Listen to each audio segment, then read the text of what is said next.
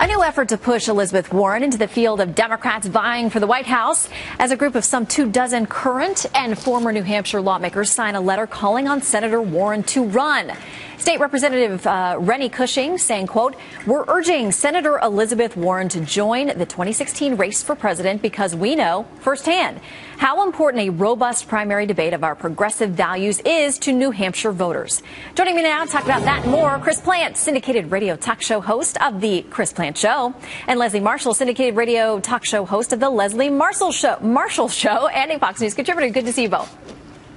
Hey, Shannon. Good to see you, Shannon. All right, Chris, I'll start with you. I got to tell you, just hearing Democrats talking around the Hill and around Washington, they seem like they really want to have some options if Hillary Clinton doesn't survive this latest round of scandal. Is it Elizabeth Warren? I hope so, for my purposes, my own selfish, self-interested purposes. Foka Hannes, who's been, she has no accomplishments to speak of. Every job she got because she was allegedly a Cherokee Indian, which she's not. She's the author of "You Didn't Build That," and, the government built the roads, so we're going to have to take everything that you own from you. If she wants to run to represent the left wing of the Democrat Party, I welcome that. But it does mean that they're getting very nervous about Hillary, and they're not confident that Hillary is going to, finish out even the campaign. All right. Well, Leslie, do you think Elizabeth Warren could win just the nomination for the party, but do you think she could win in the general? I think no and no. I don't think she can win the nomination. I don't think she can win in a general election, which is one of the reasons. Chris and I both don't.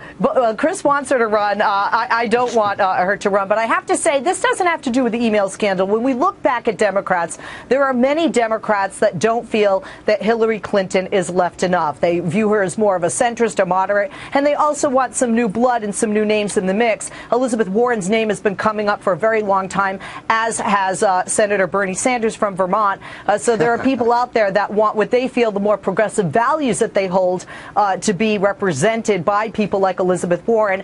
This does not have to do with emails. Like I said, when we look at polls, there are Democrats that just aren't big fans of Hillary Clinton and don't find her progressive and liberal, if you will, enough. And they do view Elizabeth Warren as a better alternative. All right. And it does, if I could just real quickly, it just shows how far left the Democrat Party has gone. And Bernie Sanders is a socialist. So I'm glad they're coming out of the closet. But listen, if he runs, you want Elizabeth Warren to run. I want Bernie Sanders to run. That'd make a very interesting campaign. All right. Speaking of those emails, Leslie, that you were talking about, if Warren runs, her presumed Democratic rival in the primaries would be Hillary Clinton.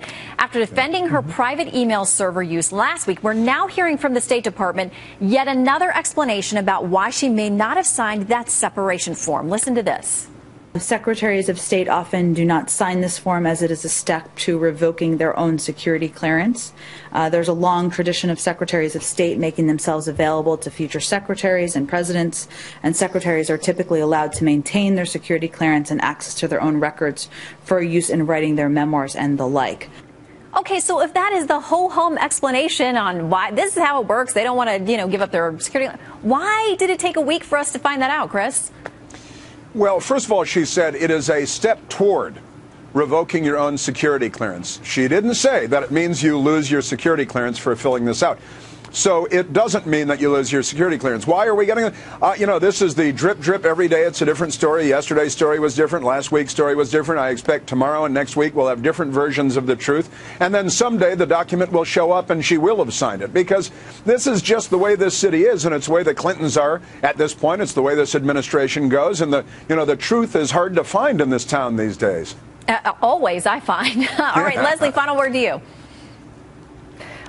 Chris, I don't agree. I mean, quite frankly, President Obama is not running again. He doesn't, necessarily have the greatest love for Hillary. They definitely were opponents in the past. And the State Department, I think, quite frankly, I think what we heard was, I don't have an answer for you on this. Next day, I do have an answer. She didn't sign it. Next day, and this is why she didn't sign it, and she's not the only former Secretary of State not to have signed it. In other words, no law, rule, regulation, guideline broken, at least in this area of the scandal. I noticed that even Leslie qualified what she just said there. So we're going to leave it there. Chris and Leslie, great to see you both. Thank you for your time. Good to see you. Thanks, Shannon.